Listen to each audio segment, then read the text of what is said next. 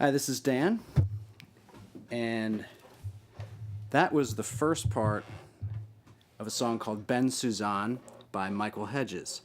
And I'm currently rediscovering this amazing song after about 20 years after I learned it the first time.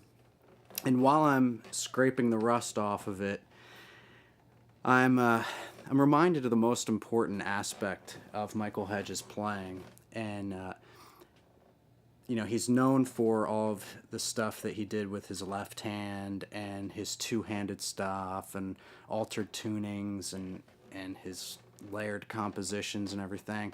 But one of the most vital techniques in his playing is his right hand string stopping. This technique, it requires a lot of work, but it's vital in being able to reproduce his music the way he intended it to be played. Okay, so the right hand string stopping technique, I'm just going to show you real quick a way that you can practice this pretty simply, and you can do it in a standard tuned instrument. Obviously right now I'm altered tune. So if you take the top three strings, or the high three strings, the E, B, and G strings, and you take these three fingers, index, middle, and ring finger, and place them on those strings respectively. So your index finger is going to be on the G string, middle finger on the B, and your ring finger will be on the E string. And have your thumb also resting on the lower three strings. So I'm just going to pick in descending motion.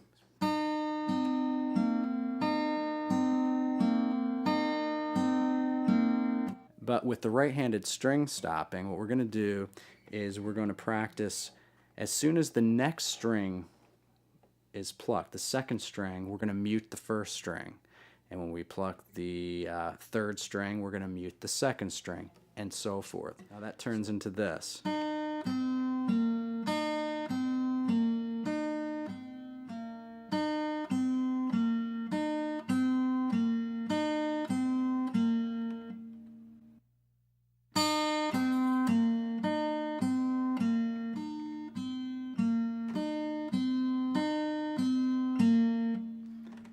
It's really, the concept of it is as simple as that. You can think of it as a piano, that when you're going to that next note, your finger's lifting off the prior note, and by lifting off the note, the damper is going to come back down and stop that string from vibrating.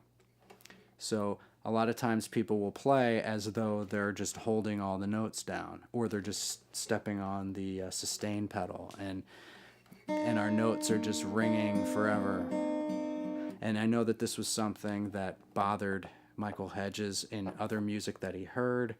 I think I read somewhere that when he was studying classical guitar, it was something that bothered him because he would hear performances, and on the guitar, people were not reproducing what was on the page. So if we go to the very beginning of Ben Suzanne, we have... So as soon as I do this pull off on as soon as I fret the second fret on the B string, I'm muting the E string with my ring finger. Now,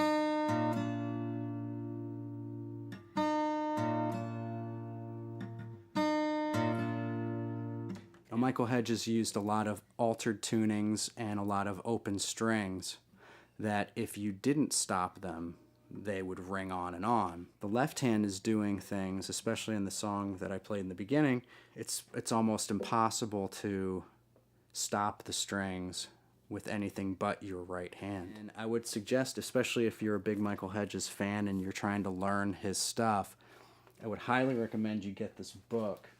I know it's still available because I saw it on the website. It's called Rhythm, Sonority, Silence. And it has Ben Suzanne in the book. It has The Naked Stalk, Aerial Boundaries, Rickover's Dream, 11 Small Roaches. There may be one more in there. But I know if you go to Stropes.com, that's the gentleman that co-wrote this book, and he is responsible for putting together this book, these tabs and this notation of the music, and it is, I can attest that it is the most accurate transcription of Michael Hedges that you're going to find, hands down. All the right hand string stopping, it's all notated in this book, and I think you can get individual transcriptions for like $12. But check the Stropes.com website, and I would say it's well worth it. Like if you're gonna to figure out and to be able to play one of these songs, you're going to put hours of your time into it. I would recommend getting the most accurate transcription possible. Anyway, I hope that you got something out of this. Work on the right hand. Thanks for watching.